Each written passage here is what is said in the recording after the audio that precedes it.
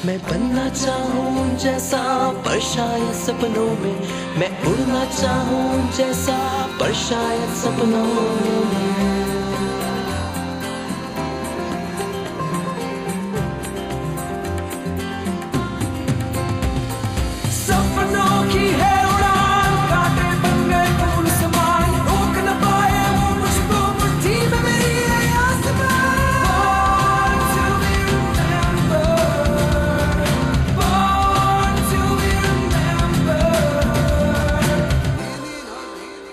Hello friends, मैं हूं आपका दोस्त संदीप भट्ट और आज फिर से आपके सामने हाजिर हूं कुछ और पर्सनालिटीज के जीवन के सफर को साथ लेकर अपने programme born to be remembered के इस एपिसोड में।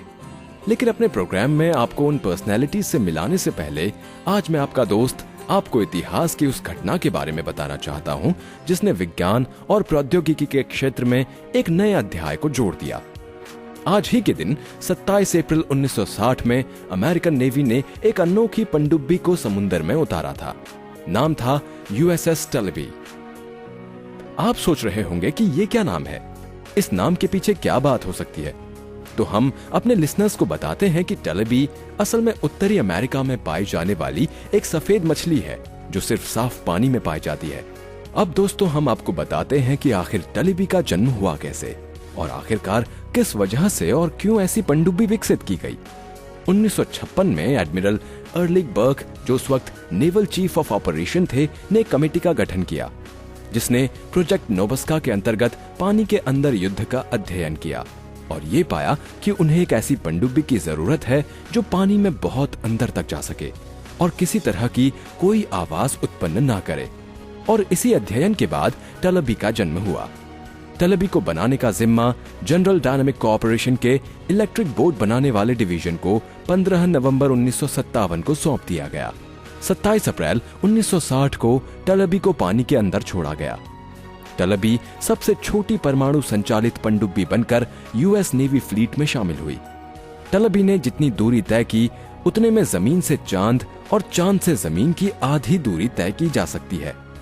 25 जून 1988 को आखिरकार टलेबी को डीकमीशन कर दिया गया और इस तरह एक अनोखी पनडुब्बी का अंत हो गया।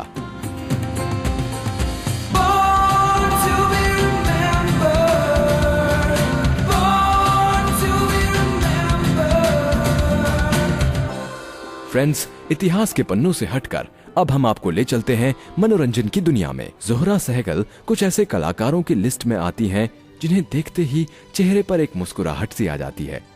27 अप्रैल 1912 को सहारनपुर उत्तर प्रदेश में एक मुस्लिम परिवार में इनका जन्म हुआ। अपने माँ बाप की वे तीसरी संतान थीं। जोहरा बचपन से ही काफी टॉम बॉयज थीं और शरारती थीं। पेड़ पर चढ़ना और आउटडोर खेलों में हिस्सा लेना उन्हें काफी पसंद था। जोहरा का व्यक्तित्व आज भी दर्शाता है कि वो हमेशा से कितनी चंचल रही होंगी। अपने पहले साल जब स्कूल गई थी तो पहला ड्रामा जो मेरा था उसमें मैं शेर ही बनी थी। वो रोज एंड द रिंग की एक बच्चों की कहानी है, उसमें 2 शेर होते हैं। तो एक तो मैं बनी थी और एक मेरी कज़न जुल्फ़िकार अली खां की बेटी नवाब कोटला की, जिनसे हमारा रिश्ता था, वो कैसरा। तो मैं और कैसरा हम छोटे छोटे थे, शेर बने थे और भूरे रंग के खाकी कपड़े हमें कुर्ता पजामा पहनाया गया था और हम इसके इंतज़ार में थे कि हमारी पीठ पर डोर मैट बांध दिया जाए। इतने में वो प्राइज़ गिविंग था तो मेरा नाम पुकारा गया, जोहरा, साहिबजादी जोहरा बेगम। तो मैं भागी हुई उसी लिबास में वहाँ पहुँच गई हॉल में और तमाम हॉल में एक मतलब सी और ठट्टा और क्लैपिंग शुरू हो गई कि छोटी सी 7.5 साल की बच्ची प्राइज़ लेने आई है भूरे रंग के खाकी। जैसे जैसे जोहरा उम्र की दहलीज पार कर रही थीं, वैसे वैसे उनकी आंखों में कुछ अलग, कुछ नया करने का ख्वाब सजने लगा। उनके इसी ख्वाब के चलते उन्होंने ये फैसला किया कि वो शादी नहीं करेंगी बल्कि अपनी जिंदगी में कुछ बड़ा मुकाम हासिल करेंगी। अपनी पढ़ाई खत्म करने के बाद जोहरा अपने मामू के न्योते पर एडिनबर्ग चली गईं, जहां उनके मामू ने उनकी एक्टिंग की ट्रेनिंग का इंतजाम किया। वैसे जोहरा का लाहौर से एडिनबर्ग तक का सफर काफी रोमांचक था। उनका कुछ हटकर करने का जज्बा उनके इस सफर में साफ दिखता है। उन्होंने ये सफर लाहौर से कार से किया और इजिप्ट पहुंचकर उन्होंने आगे का सफर नाव से तय किया। जोहरा सहगल का लंदन के बाद अगला पड़ाव जर्मनी था, जहां उन्होंने मैरी विगमन्स बैलेट स्कूल में दाखिला लिया। Zohra Sehgal Mary विगमन्स ballot school में दाखिला लेने वाली पहली हिंदुस्तानी औरत थीं। वो 3 साल का कोर्स था, उसको मैंने कोई 2.25 साल में किया और उन लोगों ने मुझसे बहुत रियायत की। एक तो मुझे अपनी थीसिस अंग्रेज़ी में लिखने दी क्योंकि मैं जर्मन तो जानती नहीं थी, और दूसरे ये कि वैसे भी उन्होंने काफ़ी मेरे साथ वो किया कि मुझे 2.25 साल में ही मुझे वो डिप्लोमा उन्होंने करने दिया, जिसमें मैं कामयाब हुई, अच्छे नंबर आए। मैरी विगमन्स बैलेट स्कूल में ट्रेनिंग के दौरान ज़ोहरा सहगल की मुलाकात उस वक्त के जाने माने डांसर और कोरियोग्राफर उदय शंकर से हुई। जर्मनी में अपनी ट्रेनिंग ले रही थी डांस की, तो ये अपने ट्रूप को लेके आए थे और इन्होंने अपना शो किया। तो मेरी नाक तो उस वक्त बिल्कुल आसमान पे थी। तो मेरी जो लैंड लेडी थी वो खुद काउंटेस थी, काउंटेस थे, उस फैमिली में मैं ठहरी थी। उन्होंने कहा कि भाई वो तुम्हारे देश के हैं और तुम्हें जाके मिलना चाहिए, इतने बड़े आर्टिस्ट माने जाते हैं। वो मुझे ज़बरदस्ती पीछे शो के बाद बैक स्टेज ले गई। अब मैं अपना फर कोट पहने और प्रोग्राम हाथ में लिए खड़ी उनकी तरफ देख रही। तो आखिरकार उन्होंने झुक के बहुत ही नम्रता से कहा कि मैं आपका प्रोग्राम साइन कर सकता हूँ। मैंने कहा लो देखो प्रोग्राम आगे किया, उस पर उन्होंने बिल्कुल जैसे विलियम शेक्सपियर का होता है ना सिग्नेचर, उदय शंकर चौधरी, बहुत बड़ा बड़ा होता, तो वो उन्होंने लिख के मुझे दिया। और उन्होंने कहा कि अगर जब आप अपना ये काम ख़त्म करने डिप्लोमा तो आप मुझसे ज़रूर मिलिए, क्योंकि मैं अच्छी ख़ानदानी लड़कियों की तलाश में हूँ ताकि मैं अपने ट्रूप में उनको शामिल करूँ। मगर कुछ ही दिन बाद ज़ोहरा को उदय शंकर का टेलीग्राम मिलता है, जिसमें ज़ोहरा को जापान टूर के लिए ज्वाइन करने की बात लिखी होती है। तो मैं जब अपने वालिद के पास छुट्टियों में पौड़ी गई हुई थी तो इनका टेलीग्राम आया कि मैं टूर पे जा रहा हूँ, तुम क्या फ़ौरन मुझे मिल सकती हो कि नहीं, उदय शंकर। तो अब अब्बा जान से इजाज़त कैसे ली जाए। तो बहनें भी थी, मेरी छोटी बहनें मेरे साथ। तो नाश्ते के वक्त मैंने अब्बा जान को वो टेलीग्राम दिया, उनसे इजाज़त नहीं ली। मैंने कहा अब्बा जान उदय शंकर मुझे बुला रहे हैं, वो चाहते हैं कि मैं उनके ट्रूप में शामिल हो जाऊँ। उनका ये तार आया तो उन्होंने पढ़ा। अब यहाँ दिल धड़क रहे हैं और कहने लगे कि ज़ोहरा तुम ये करो कि यहाँ से तुम लैंड्स डाउन वाली बस पकड़ लो और वहाँ तुम्हें हावड़ा डाउन कौन सी एक्सप्रेस मिलेगी वो तुम ले लो। यानी आप समझ सकते हैं कि उस शख्स के उस वक्त उस 10 मिनट या 8 मिनट में क्या गुजरी होगी कि एक तो विलायत भेज देना, एक डिप्लोमा करना, वो तो खैर वो तो एक शेखी की बात भी हो सकती है कि मेरी हमारे ख़ानदान की पहली लड़की विलायत में कुछ सीख के आई, मगर ये कि एक प्रोफेशनली पेशावरी के तौर पर उसको इजाज़त देना।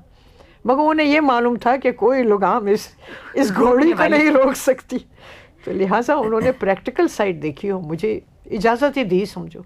और अगस्त 8, 1935 को ज़ोहरा उदय शंकर के डांस ट्रूप में शामिल हो गईं और जापान चली गईं। फिर क्या, ज़ोहरा के सपनों को मानो पंख मिल गए हों।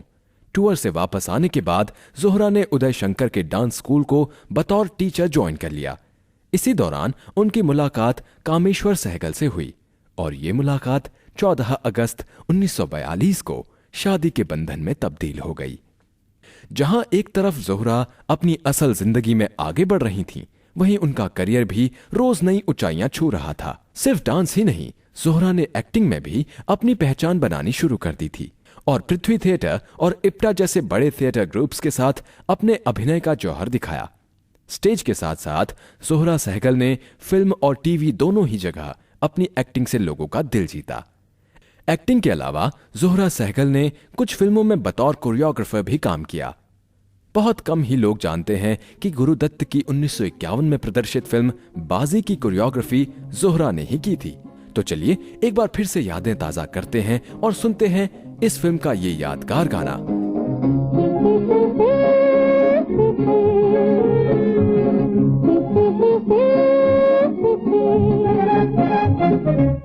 तकदीर से बिगड़ी हुई तकदीर बना ले, तकदीर बना ले, अपने पे भरोसा है तो ये दाव लगा ले, लगा ले, दाव लगा ले। तकदीर से बिगड़ी हुई तकदीर बना ले, तकदीर बना ले, अपने पे भरोसा है तो ये दाव लगा ले, लगा ले, दाव लगा ले।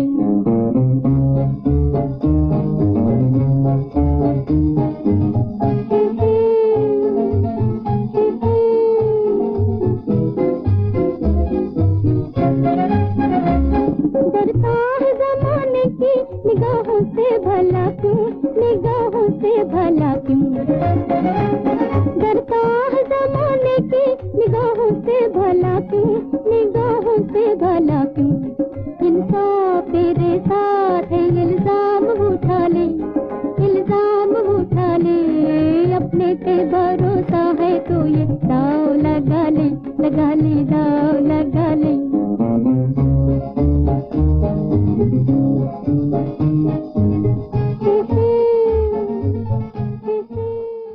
बाजी फिल्म के इस प्यारे से गीत के बाद आज हम देते हैं उनको ढेरों बधाइयां।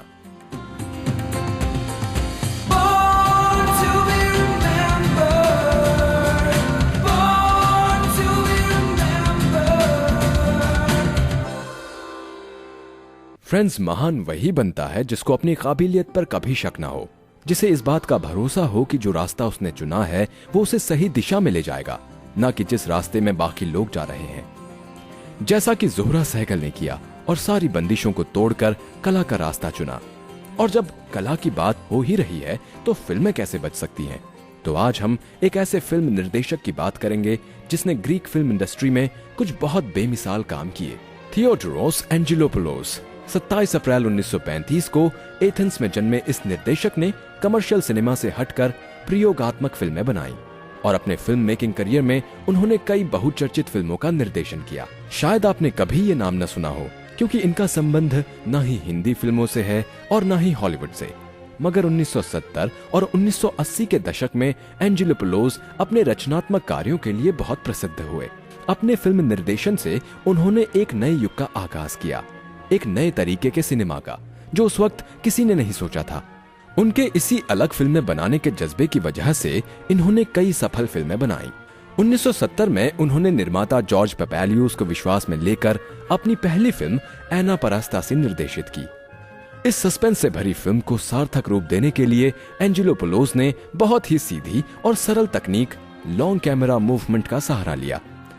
हमें बहुत कम देखने में आता है कि जब कोई निर्देशक एक ही शॉट में अतीत और वर्तमान दोनों को एक साथ दर्शकों के सामने ले आता हो।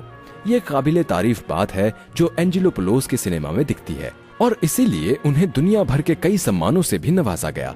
1998 में उनकी film eternity and a day को कांस फिल्म फेस्टिवल में पाम ड'ओर से सम्मानित किया गया।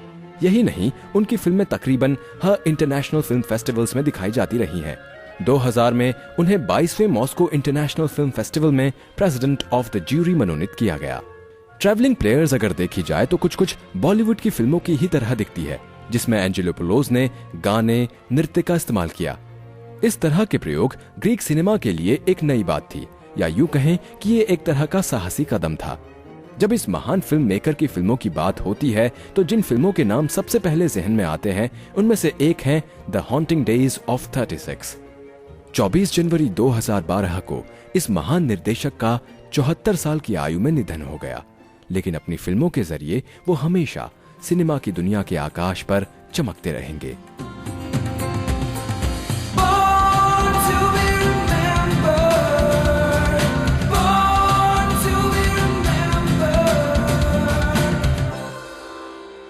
फ्रेंड्स, अब हम अपने programme born to be remembered में एक ऐसी महिला का जिक्र करने जा रहे हैं जिन्होंने मानव अधिकारों के लिए जिंदगी भर लड़ाई की और जिनकी वजह से आज हम अपने नागरिक अधिकारों की लड़ाई को नई दिशा दे पाए हैं। नागरिक अधिकारों की लड़ाई की बात जब भी होगी फ्रेंड्स, एक नाम जो हमारे जहन में आता है वो है कोरेटा स्कॉट किंग, जिनका आज जन्मदिन है। एक ऐसी महिला जिनके अदम्य साहस की ही देन है कि हम आज अपने अधिकारों की बात कर सकते हैं, और ये उनके ही निष्ठावान कार्यों का नतीजा है कि हमारे देश में भी 1964 में सिविल राइट्स एक्ट लागू हुआ। अप्रैल 27, 1927 को अलाबामा में जन्मी कोरेटा स्कॉट अपने जीवन में नागरिक अधिकारों के लिए एक सक्रिय भूमिका निभा चुकी हैं और इसमें उनको एक मजबूत साथ मिला अपने पति मार्टिन लूथर किंग जूनियर का। अप्रैल 27, 1927 को अलाबामा में जन्मी कोरेटा स्कॉट किंग अपने जीवन में नागरिक अधिकारों के लिए एक सक्रिय भूमिका निभा चुकी हैं। मार्टिन लूथर किंग जूनियर भी नागरिक अधिकारों के लिए काफी सालों से लड़ाई कर चुके हैं। मंगोमरी बस बॉयकॉट में वो अपने पति के साथ साथ रहीं और सिविल राइट्स एक्ट को पास करवाने में एक अहम भूमिका निभाई। अपने पति की मृत्यु के बाद कोरेटा स्कॉट किंग ने अटलांटा में एक संस्था नॉन वायलेंट सोशल चेंज की स्थापना की, जिसका उद्देश्य था लोगों को अपने अधिकारों के लिए जागृत करना। कोरेटा स्कॉट किंग ने अपनी ग्रेजुएशन की शिक्षा लिंकन हाई स्कूल से 1945 में हासिल की और उसके बाद वो Antioch college in yellow springs, Ohio चली गईं। एंटियोक कॉलेज से निकलकर वो बॉस्टन के न्यू इंग्लैंड कॉन्जर्वेटरी ऑफ म्यूजिक में चली गईं और यहीं पढ़ाई करते हुए उनकी मुलाकात मार्टिन लूथर किंग जूनियर से हुई, जिनसे आगे चलकर उन्होंने विवाह किया। 50 और 60 के दशक में अपने पति के साथ काम करते करते उन्होंने 1955 के मोंगोमरी बस बॉयकॉट में हिस्सा लिया। वैसे हम यहाँ आपको ये भी बताते चलें कि हिंदुस्तान से भी कोरेटा स्कॉट किंग का काफी गहरा रिश्ता था और इसी रिश्ते की शुरुआत हुई जब 1949 को कोरेटा स्कॉट किंग पहली बार भारत की यात्रा पर आईं और यहाँ पर भी उन्होंने नागरिक अधिकारों के लिए पहल की। उन्हीं के प्रयासों की बनिस्बत 1964 को सिविल राइट्स एक्ट पास हुआ। 4 अप्रैल 1968 को उनके पति लूथर जूनियर की गोली मारकर हत्या कर दी गई। अपने पति की मृत्यु के बाद कोरेटा स्कॉट किंग ने Martin Luther king junior centre for non violent social change की स्थापना की और नागरिक अधिकारों के लिए लड़ती रहीं। कोरेटा स्कॉट किंग को अगस्त 2005 में दिल का दौरा पड़ा और उसके 1 साल बाद ही नागरिक अधिकारों के लिए लड़ने वाली और अदम्य साहस की मालिक इस महिला का मेक्सिको में निधन हो गया। आज हम बॉर्न टू बी रिमेम्बर्ड की टीम की ओर से उन्हें श्रद्धांजलि पेश करते हैं।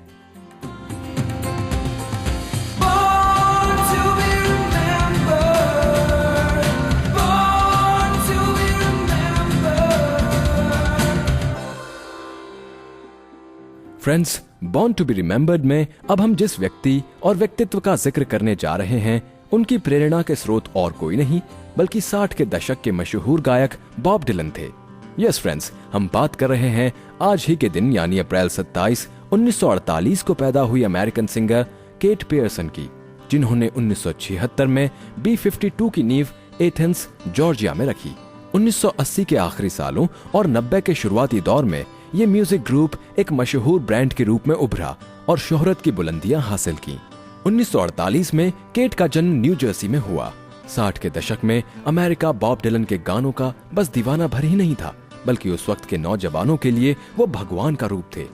केट की जिंदगी में बॉब का प्रभाव ऐसा था कि उन्होंने बॉब के रास्ते चलते हुए एक लोकल फोक ग्रुप को ज्वाइन कर लिया, जो सिर्फ प्रोटेस्ट सॉन्ग्स ही गाता था।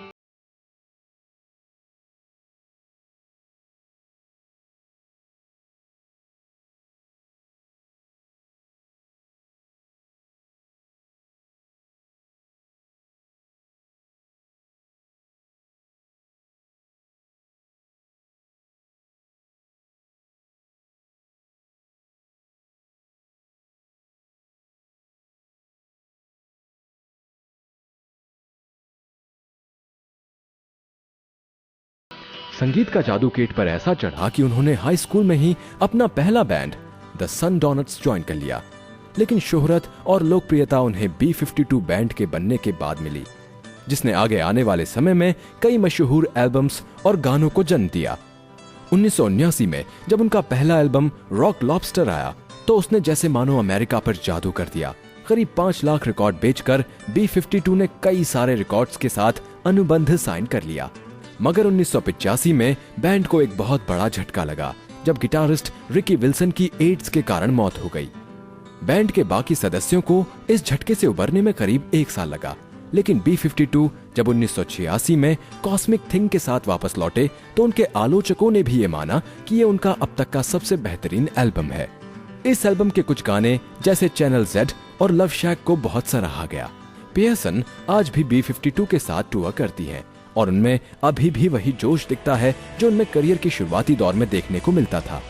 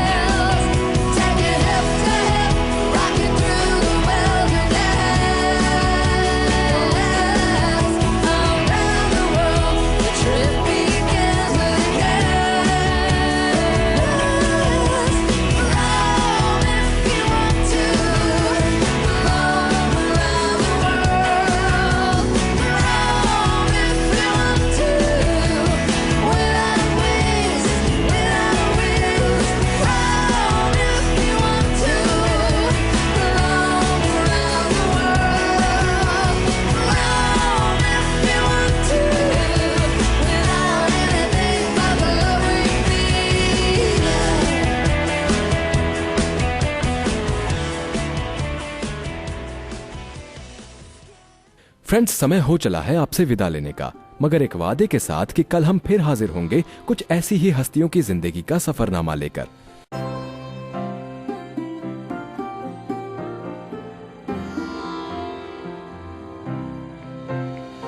मैं बनना चाहूं जैसा पर शायद सपनों में, मैं उड़ना चाहूं जैसा पर शायद सपनों में।